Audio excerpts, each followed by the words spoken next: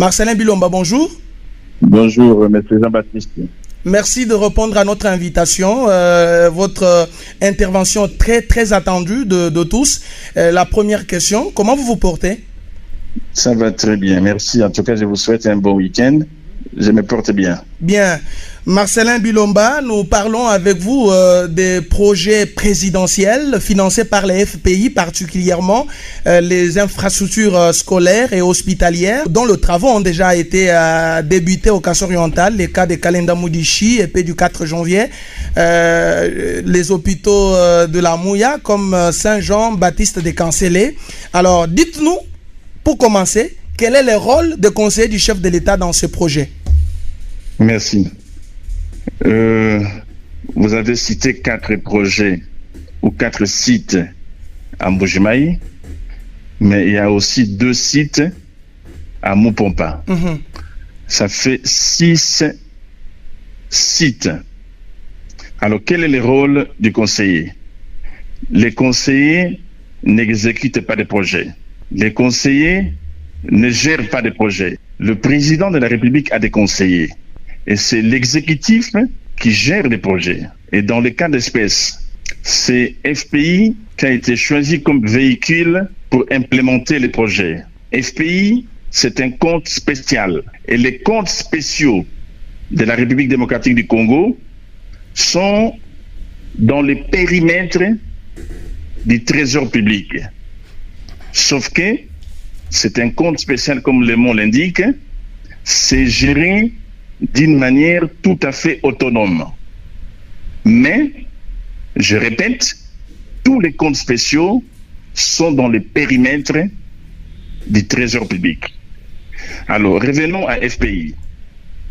Comme c'est FPI qui gère le projet, le rôle des conseillers de chef de l'État, c'est de veiller à ce que les projets présidentiels soient bien implémentés tel que le chef de l'État l'a voulu.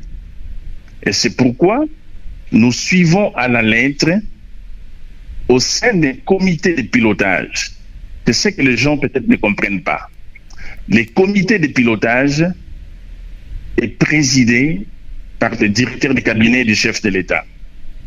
Quand vous voyez mon collègue et moi-même sur le terrain, nous sommes au-delà de cela. Il y a plus que les conseillers principaux infrastructures et ECOFIN, il y a les conseillers chargés des affaires juridiques et il y a d'autres membres des délégués de l'exécutif tels que le ministère des Infrastructures, le ministère des Finances ainsi que la primature.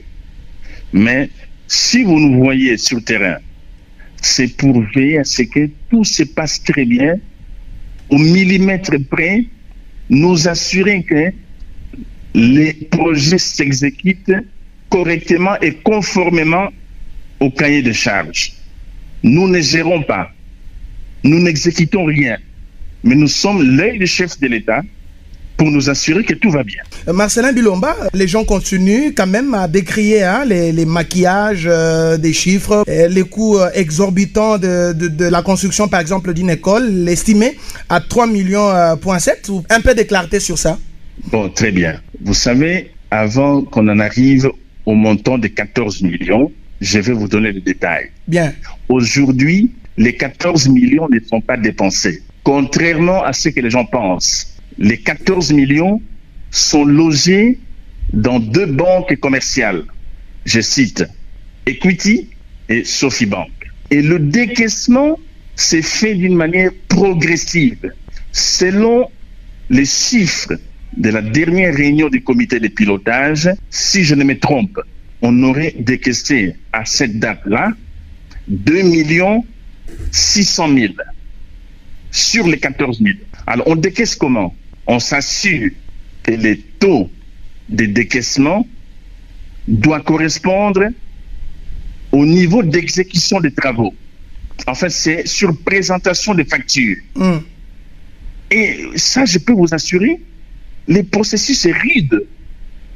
C'est-à-dire, la société de surveillance s'assure que sur terrain, il vous est demandé à un endroit donné de creuser 2 mètres sous terre pour faire la fondation.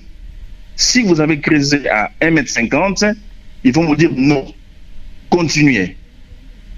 Et si vous utilisez des briques qui ne sont pas vibrées, c'est-à-dire que sorties par une pondeuse, ils vous disent non, on ne veut pas des briques fabriquées par des artisans, mais dans les cahiers de charges, il vous est demandé de faire ceci ou cela.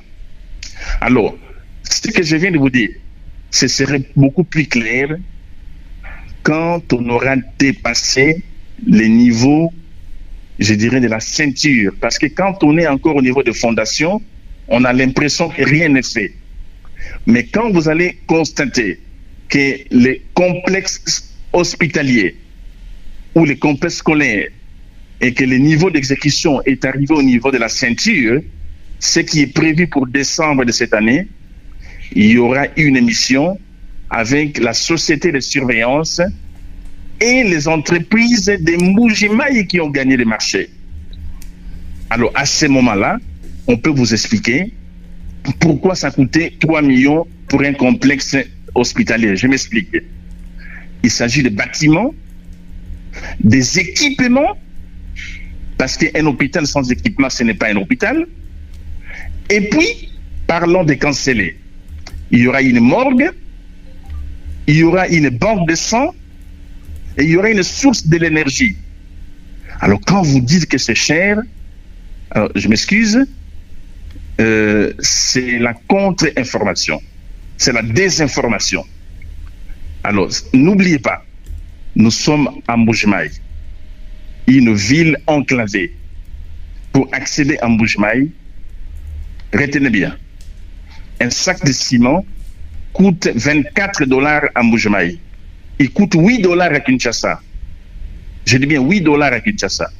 Alors, les calculs est fait sur base de les prix locaux.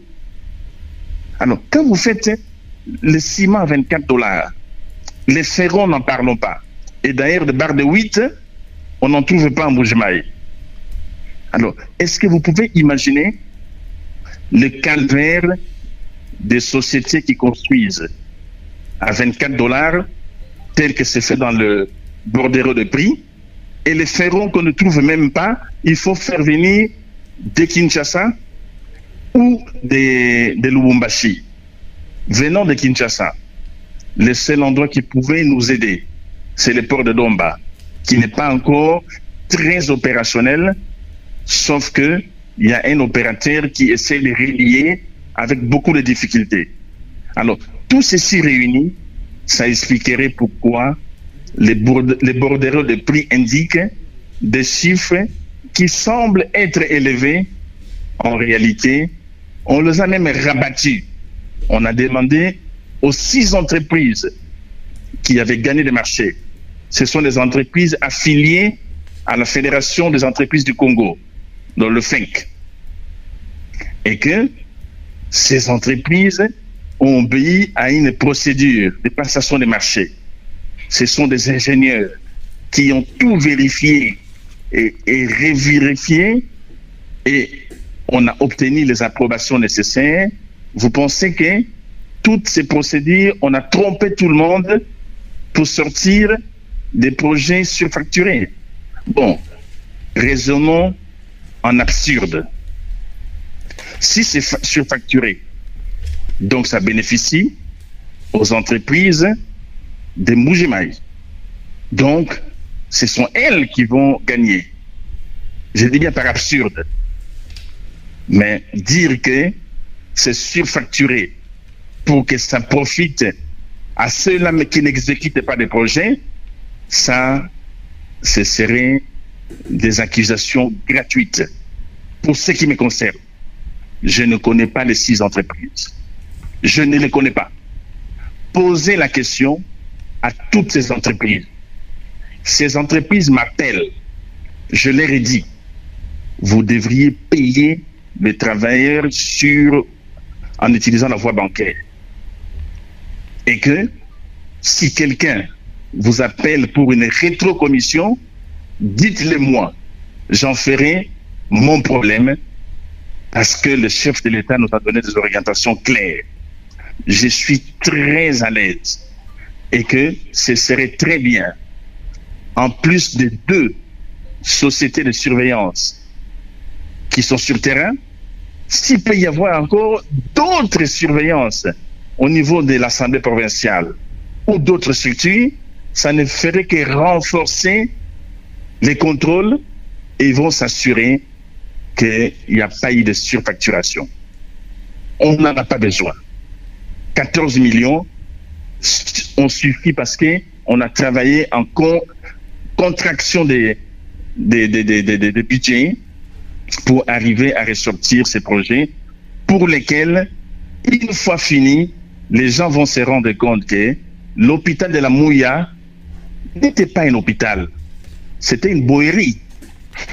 Et maintenant, on veut un hôpital, un complexe. Mais les gens ne s'imaginent pas. Vous pensez que les Casaïens n'ont pas droit à se soigner dans des hôpitaux dignes de ces noms? Mais pourquoi toujours penser à des surfacturations? Je comprends. On n'est pas habitué à des investissements comme ça et que quand ça vient, ben les gens, ils pensent qu'on a volé. Ça ne me gêne pas. Qu'on me pointe du doigt. On a le devoir de redevabilité dans le rôle que nous jouons. En tant que conseiller du chef, c'est pour accompagner ceux-là qui implémentent les projets. Que ceux-là sont corrects dans ce qu'ils font, dans le respect des termes et des cahiers de charges. Tout simplement. Est-ce que vous faites vous-même le suivi de ce projet? Les ouvrages, pour certains, ils ont une durée de 8 mois, mais les informations à notre possession nous font savoir que dans certains chantiers, les matériaux, les cadres de moellons et des graviers sont transportés à même le vélo, même dans les têtes des paisibles citoyens. Est-ce qu'on peut atteindre les objectifs, les délais requis pour ce projet dès lors qu'on fait les transports de matériaux par vélo, comme les mamans les transportent régulièrement? Ça, c'est la désinformation. Je disais que d'ici le 15 décembre de cette année, beaucoup d'ouvrages atteindront la vitesse des croisières et il est prévu, j'ai demandé personnellement à la société de surveillance d'organiser l'échange avec la population pour expliquer que voilà là où nous sommes arrivés au niveau de la ceinture. Pourquoi ça coûtait autant pour le complexe hospitalier de la Mouya? On va faire intervenir les sociétés qui construisent et la population peut poser des questions. Alors dire qu'on transporte les moellons par vélo, même moi qui construis à titre privé, j'utilise des camions en Mbuji-Mayi. Pourquoi des projets de telle envergure, les sociétés qui ont bénéficié de ces marchés utiliseraient les vélos pour se faire servir les moellons, les graviers? Bon, ça, je n'aimerais pas trop insister là-dessus. Bien. C'est tout simplement de jeter de l'opprobre. Merci beaucoup Marcelin Bilomba, toujours mieux de le vérifier. Je vais vous laisser Séraphin Kabouya pour quelques 2 préoccupations. Il y en a encore. Séraphin, vous avez la parole. Ok, merci beaucoup Jean-Baptiste Kabouya. Monsieur Marcelin Bilomba, quel est le rôle de l'autorité provinciale dans ces projets présidentiels implémentés ici en province? L'exécutif, nous sommes dans les Kasaï oriental, a bénéficié de subventions des FPI pour implémenter les projets présidentiels dans la province. Les maîtres d'ouvrage devraient être FPI. Mais FPI a cédé ses rôles à la province pour justement jouer ce rôle de maître d'ouvrage, et FPI reste le financier. C'est FPI qui paye les 6 entreprises qui font les travaux, 4 sites à Mbuji-Mayi et 2 sites à Mupomba. C'est FPI qui paye directement dans les comptes de ces sociétés.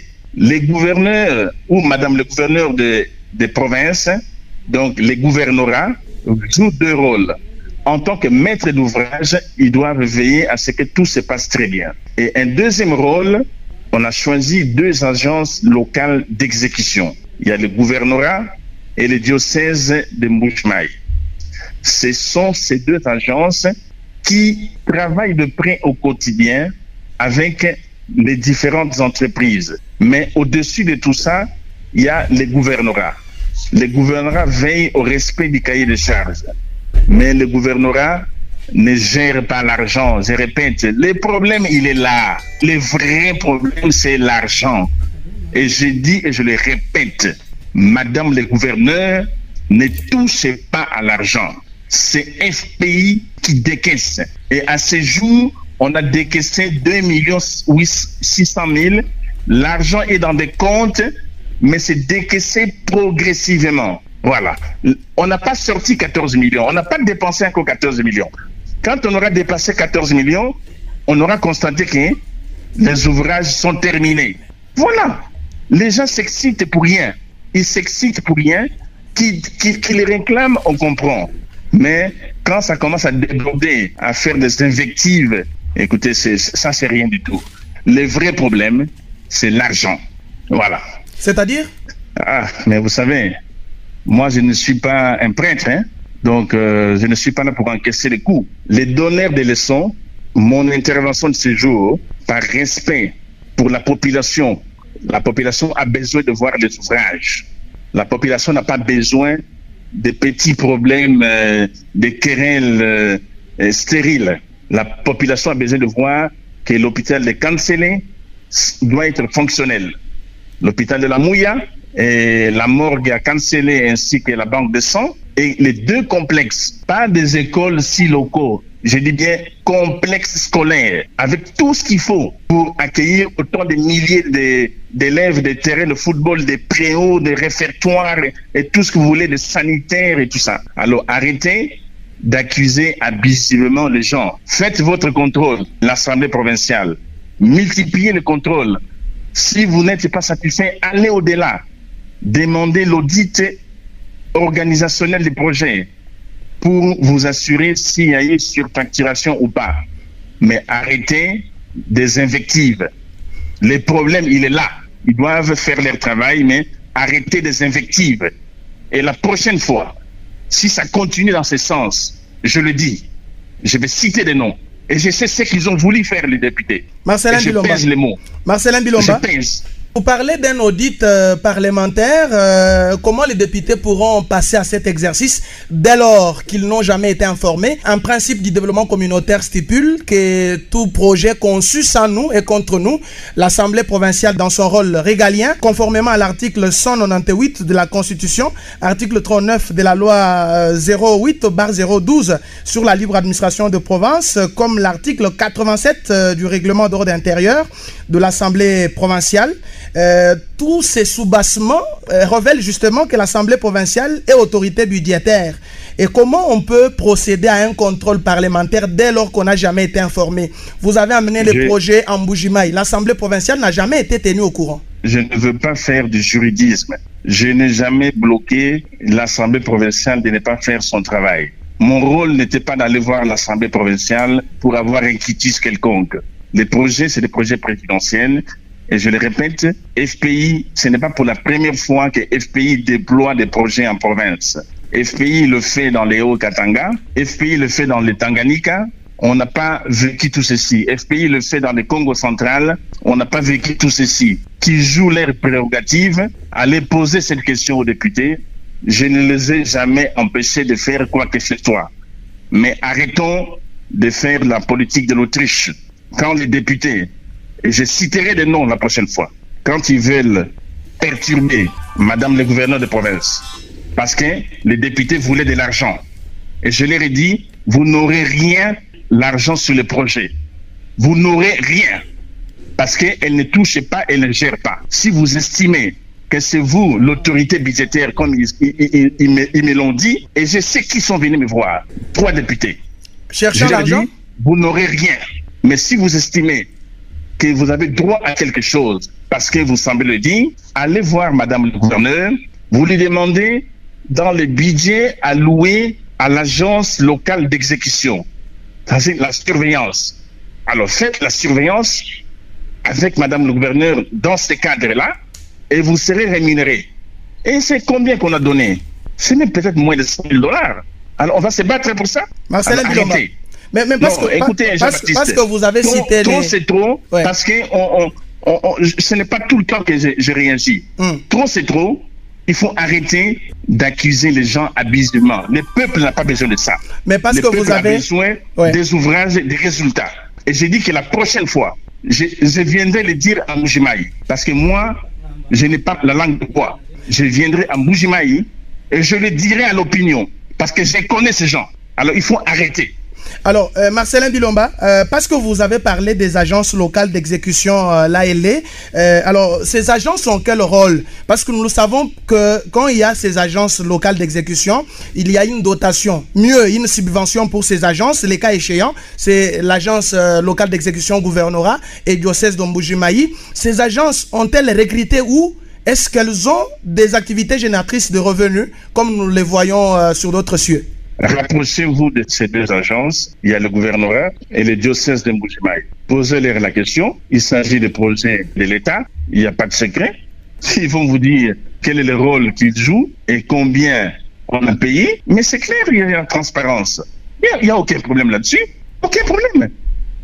C'est FPI qui a payé. Voilà, merci bien CP Marcelin Bilomba. Séraphin Kabouya, vous avez la parole. Marcelin Bilomba, parce que vous avez évoqué la question de l'Assemblée provinciale et c'est de l'actualité ici au Kasaï oriental. La gouverneure intérimaire a été interpellée par l'Assemblée provinciale. Quelle analyse vous faites de cette interpellation? Parce qu'il s'agit des projets réalisés ici en province par la présidente de la République. Il n'y a aucun problème. Ils peuvent interpeller autant de fois. Autant de fois. Et s'ils ont des indices que Madame le gouverneur a fauté et qu'il a été encouragé par les conseils des chefs de l'État, ben, qu'ils m'incriminent aussi.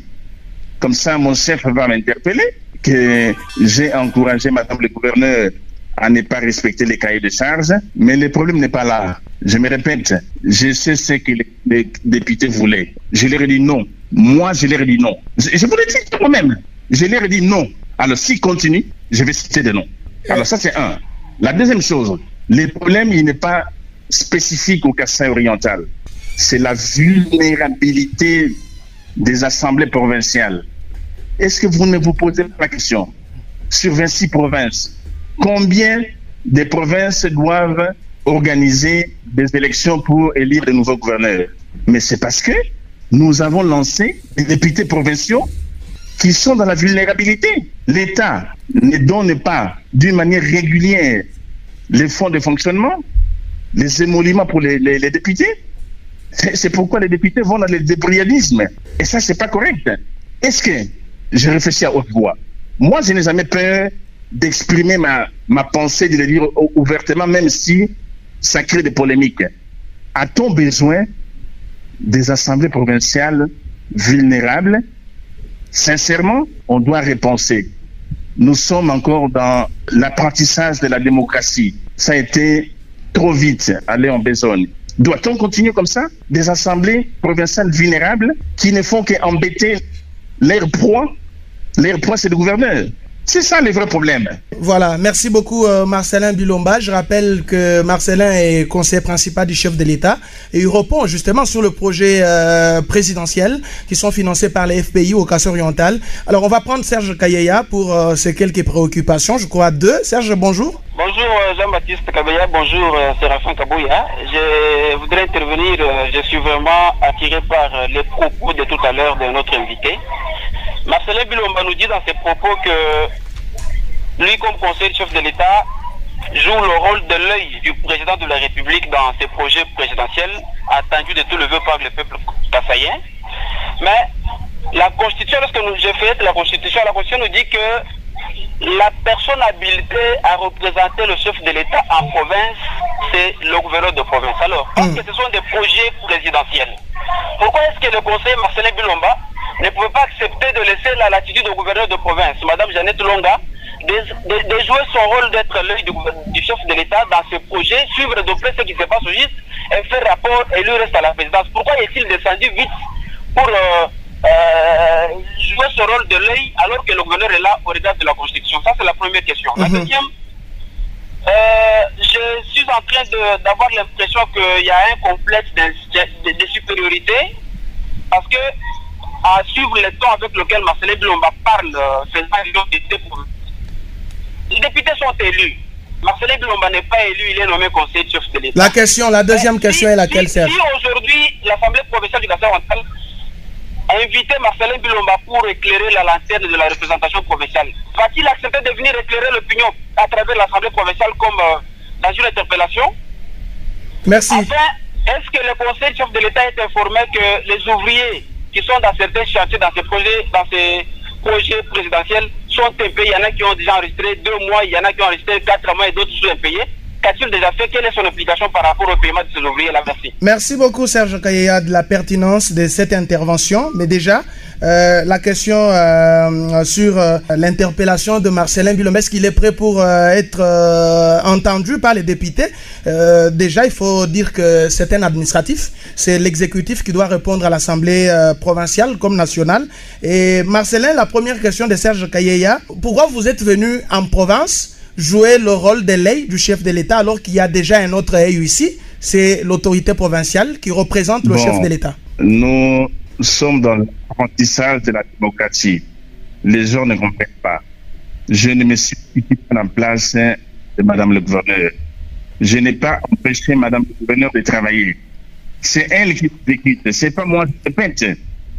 Mais on ne peut pas être à la fois, c'est lui qui exécute et c'est lui qui rapporte l'information au chef de l'État pour dire que voilà, j'ai fait, tout est bien, tout est propre, j'ai tout respecté.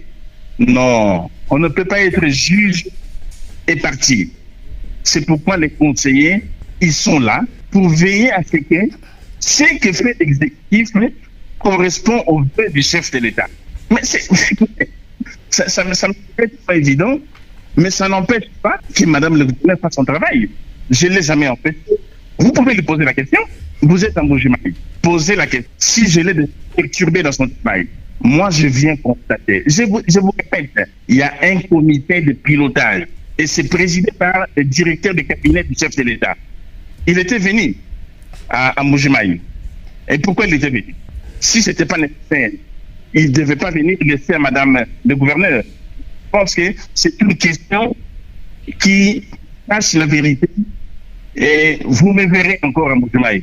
En tout cas, je m'excuse, je viendrai autant de fois quand il y aura des projets pour m'assurer que l'exécution des projets obéissent aux termes tels que convenus dans les cahiers de charges. Et vous le vouliez ou pas, je n'ai pas besoin d'être accepté, applaudi, je viendrai parce que c'est mon rôle. Que vous le vouliez ou pas, c'est comme ça, vous finirez par vous habituer. Merci Marcellin Bilomba. À vous entendre parler, l'autorité provinciale est certainement impliquée dans ces projets.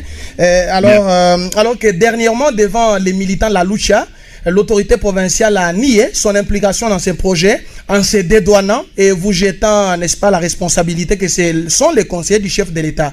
Alors, c'est pratiquement revenir sur la question que nous avons posée de l'entame de cette émission. Quel est le vrai rôle, le rôle réel de l'autorité provinciale dans cette affaire, alors que vous-même, vous venez surveiller ou vous venez faire le suivi de bout en bout? Le maître d'ouvrage devrait être en principe le FPI. Le FPI a laissé ses management à la province qui joue un double rôle, non seulement de maître d'ouvrage, mais aussi en tant qu'agence locale d'exécution des projets. Mais à quel moment, moi, conseiller, j'interviens? Mais je n'interviens pas.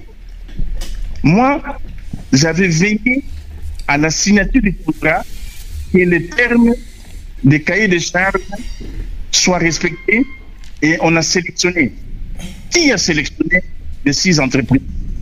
Allez poser la question à Madame le gouverneur, va vous répondre. Et qui a sélectionné les agences locales d'exécution? Allez poser la question à Madame le gouverneur, elle va vous répondre. Les conseillers n'ont pas intervenu dans tout ça. Et qu'aujourd'hui, c'est que je sais, les décaissements s'est fait progressivement par FPI au profit des entreprises qui travaillent, mais sous la supervision de Madame le gouverneur, parce qu'elle sait combien on a payé à chaque entreprise, ce qui est normal. Alors, pourquoi est-ce que la présence des conseils de chef d'État vous gêne? Parce qu'on ne gêne pas, on n'exécute pas, on vient s'assurer que tout fonctionne bien. Mais écoutez, mais c'est normal. Le président ne peut pas se contenter d'entendre un tel son de cloche, donc du gouvernorat. Il doit aussi entendre son comité de pilotage, et ce que nous faisons, nous rapportons au comité de pilotage. Et le comité de pilotage informe les chefs d'État du déroulé des projets dans chaque détail. Alors je ne vois vraiment pas du tout où est le problème.